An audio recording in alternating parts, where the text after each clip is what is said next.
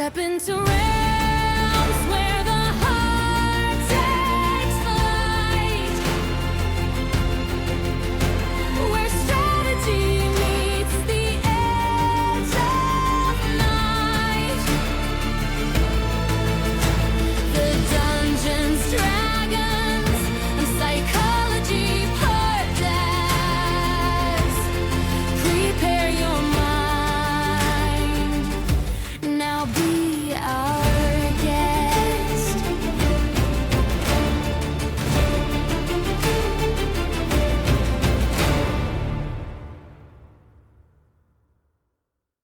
Role-playing games at their core are all about storytelling, strategy, and imagination. But what happens when players and dungeon masters alike delve into the art of manipulation? Manipulation, in psychological terms, involves influencing someone to behave in a way that benefits the manipulator. Now, you might be thinking, wait a minute, isn't that just part of the game? Aren't players and dungeon masters supposed to influence the story and each other? Absolutely. But there is a delicate balance that involves manipulation that can transform a game into a very in-depth and unforgettable experience. I'm Robert Walker, author of Session Zero, the DMG to writing great campaigns in any system. And this is my show where I teach collaborative storytellers how to have more immersive campaigns using psychology. So, to start our exploration, I want to begin with the players. Think of how often you have used subtle cues. In the vast tapestry of role-playing games, you're the weavers of destiny, the architects of intrigue. So using manipulation can not only advance your character's goals, but can enhance the collective storytelling experience. So first and foremost, I will say that communication is key. Remember to pay attention to your fellow party members. Are they motivated by glory or wealth, or do they have a hidden vendetta? Tailor your manipulations to align with individual desires around the table so that you can weave a web of camaraderie or rivalry even that adds to layers of the narrative. And start by considering the power of suggestion. A well-placed comment or a sly smile, a whispered word, those can all be seeds of persuasion. Perhaps you want to guide your adventuring group towards a certain quest or convince the bard of your party to perform a distracting melody during a critical moment. Subtlety is your ally in this, and timing is everything. You could just say something as simple as, I wonder if they'd be distracted by his song, just to implant the thought in the bard's head to sort of get him to do what your character might want him to do in the first place. I think it's also important when you do this, if you're playing in an alignment system, you need to be mindful of that and the alignment of the overall party dynamic. So if you're overzealously using manipulation, it could breed distrust among the other players. However, if you're, a chaotic neutral rogue, then manipulation might be the main way that you want to play your character in the first place. But remember, those things can lead to fractures in the group, and the key is finding a balance that enhances the story without compromising the cohesion of your party. So another tool a player might use in your manipulative arsenal is storytelling, collaborative storytelling. If you have a narrative and a backstory that resonates really well with your companions, share those tales, share your characters' stories of valor or triumph or the tragedy in their backstory that you can use to evoke emotions at the table and bind the party together or get them to go on a certain task that your player wanted to work towards. Your words and your stories have power because they can shape not only the perceptions of the characters in-game, but also the players around the table and overall the fabric of the world. Now, let's not forget the power of diplomacy in manipulation. It is a skill in game for a reason, and it's also a very real skill that you can use around the table to move the story in ways that benefit your character. So you can use your character's charisma to negotiate or persuade or even intimidate NPCs in the game. You can forge alliances or uncover secrets and gain information. But Also, think about how if those words in the game can be like a well-forged blade that can cut through obstacles, so too can powers of manipulation, skills of manipulation used through diplomacy at the table. You can negotiate a path forward that is an even balance between what you and your friend wanted to do next in the story. And, sometimes I would hesitate to call that manipulation, but really getting your way is sort of always manipulation. And even coming to an agreement is both parties sort of manipulating each other to the best of their ability to negotiate on a settlement, so to speak. So the more daring among you players might explore a little bit more of the realm of deception, lies, concocting elaborate schemes or adopting disguises or feigning alliances to achieve your objectives. Remember, that path can be a lot of fun, but it can also be perilous. If you have a poorly executed deception, it could lead to consequences that tarnish the trust you've built with your fellow players, or if you're just using it in-game, then it could lead to problems amongst the party, and I don't think you necessarily want that. So both in and out of the game, players using the psychology of manipulation can find it a versatile tool. It could elevate your RPG experience, but you need to approach it with creativity. You need to be empathic towards your other players. You need to have an understanding of what you are doing. Weaving threads of manipulation into the narrative, you can enhance the story, but you can also contribute to the collective magic that makes up the tabletop game and making it an unforgettable journey. It is an effective way out of character to push the party to sort of do things that your character wanted to do. But remember, it's still a collaborative game. And I'm giving you these ideas as sort of a fun way to see correlations between the game world and the real world. But also remember, you're there to have fun, and so is everybody else, and that's very important. So let's look at Dungeon Masters. Dungeon Masters have this canvas of imagination that is vast, and for the players, it's uncharted. They are exploring the canvas and the tapestry that is created by the Dungeon Master, and they are adding little threads to it, but they're sort of coming to this world as a blank canvas, and then they get to add their little pieces of color here and there, while the Dungeon Master is weaving so much for them.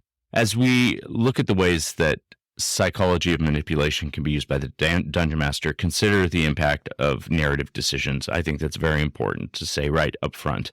Your epic is continually unfolding, and if you don't consider what you're doing ahead of time, like if you're laying a false trail or you're orchestrating a betrayal or crafting a plot twist, you're the maestro conducting the symphony of this gaming experience.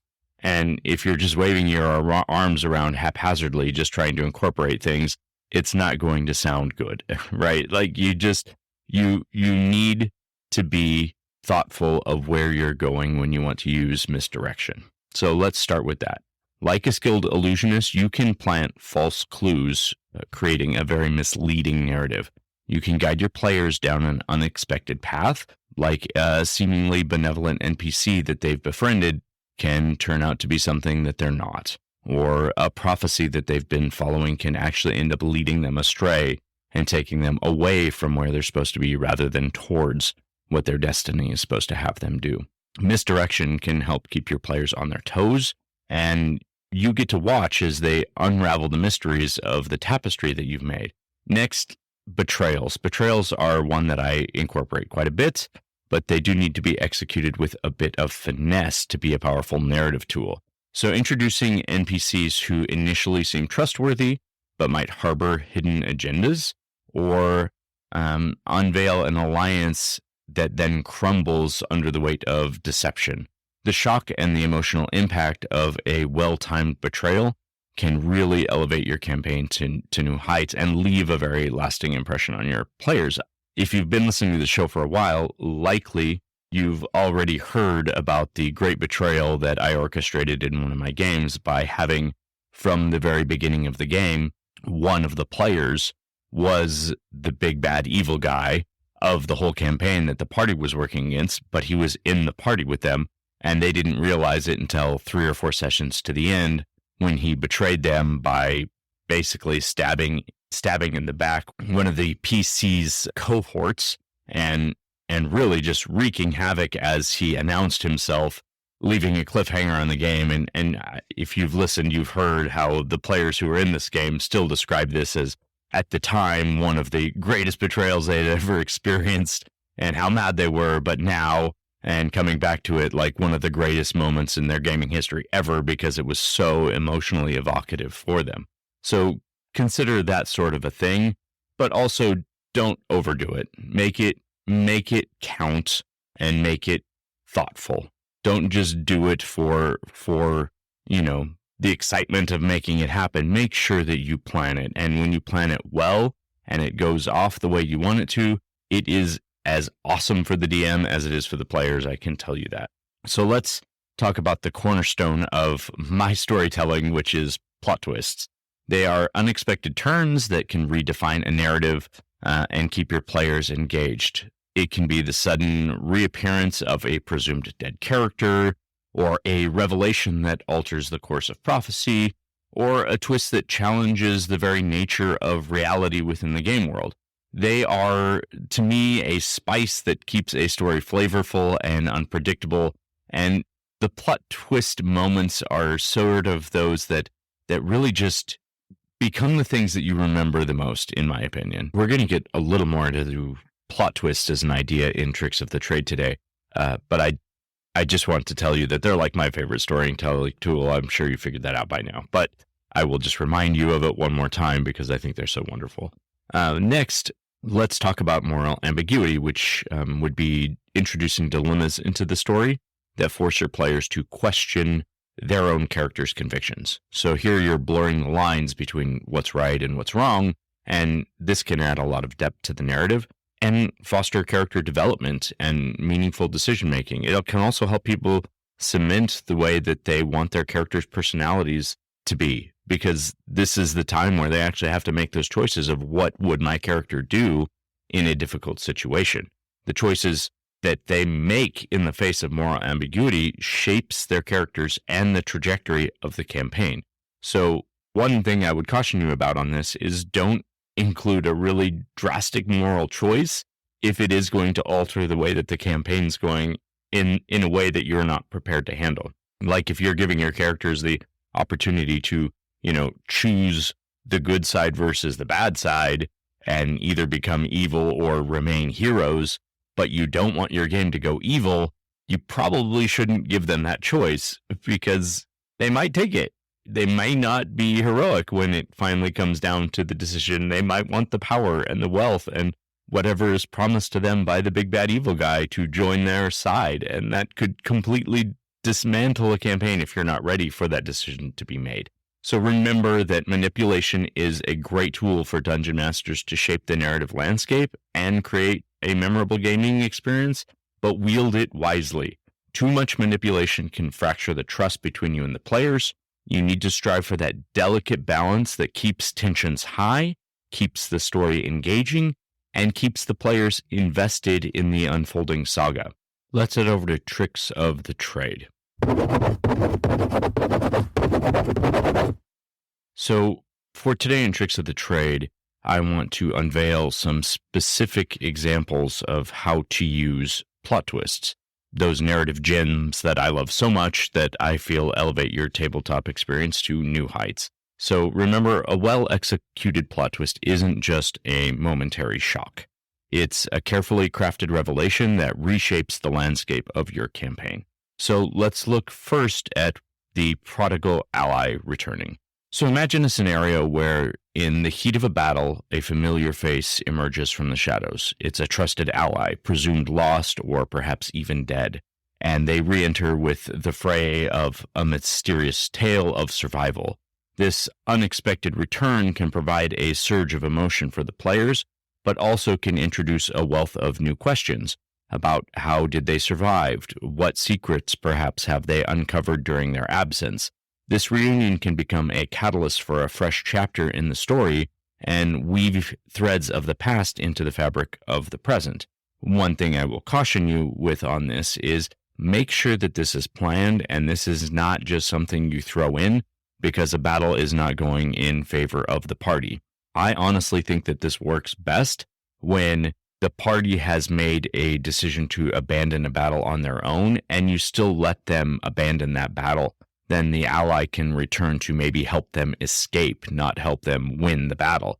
So it can still be a time of failure where the party needs to regroup and reevaluate things, but now they're going to have a wealth of new information that can be brought in from this returning ally or the familiar face. Next, the betrayal within. So in the heart of the party's quest, you reveal that one of the closest companions has been harboring a hidden agenda. This could be a bard who has been a steadfast ally that was secretly working for a nefarious organization the whole time, or the revelation can lead to other consequences like broken trust or internal strife and a shift in the power dynamic amongst the players. The betrayal challenges players emotionally, but it also injects a dose of realism into the fantasy world because it reminds us that not everything is as it seems, and people's internal motivations are something that are truly known only to them.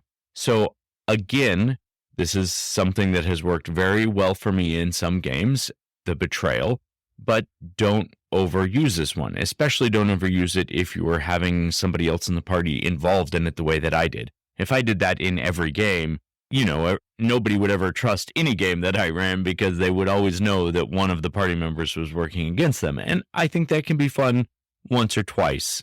Use it sparsely but effectively. And next, plot twist 3, we have the Shattered Prophecy. So if you're in a campaign that is steeped in prophecy or destiny, consider a twist where the foretold events take an unexpected turn. So the prophecy, which was maybe believed to herald a victory, could suddenly become rife with misinterpretations. The twist of this style could introduce an element of uncertainty, forcing players to question the fabric of fate and whether or not they're truly the heroes they're destined to be. So as they navigate these shifting sands of destiny, their choices have new weight and the campaign can evolve into new and uncharted territory. The beauty of these sort of narrative deceptions and manipulations lies in their ability to breathe life into your campaign. It can transform it from a linear narrative into an evolving epic with multiple branches. And when you craft these twists, remember to consider their emotional impact. The potential for player agency and long-term consequences should also be at the forefront of your thought. A well-executed plot twist does not just shock. It needs to resonate. Leave a lasting imprint on the memory of your group. That is the point of them. So, if you, Dungeon Masters, want to weave the intricate threads of this stuff into your next adventure, remember to consider the power of the unexpected. Plot twists are an awesome ingredient that keep players on the edge of their seats and anticipating the next revelation that's going to reshape their journey. That is all for today. Thank you so much for joining me. Remember that you can join us on Patreon if you want to become an official Cyclothid and contribute to the growth of this show. I appreciate all of my patrons, and I invite any of you to join as well. Just to let you know, if you become an Elder Brain Cyclothid, you will get a copy monogrammed of my book sent right to your doorstep, so that's kind of a fun little treat as well. As always, you can jump on Spotify or Apple Podcasts and leave us a rating or review. That really helps the show get seen. I appreciate it very much. We're going to have one more episode this season, which will be our season finale, and then we will be taking a short break through the end of the year until season 3 begins in January. And thank you, Cyclothids. We will see you next session.